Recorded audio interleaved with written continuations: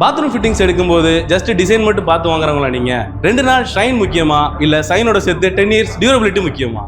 நம்ம வீட்டுக்கு ஏதாச்சும் வாங்கும்போது அது அழகா இருக்கா, ஸ்ட்ராங்கா இருக்கா, அது எல்லாரும் ஈஸியா யூஸ் பண்ண முடியுமா தானே பார்ப்போம். அதுக்கு ஒரு பெஸ்டான சாய்ஸ் நம்ம கெரோவிட் ஃபிட்டிங்ஸ் தாங்க.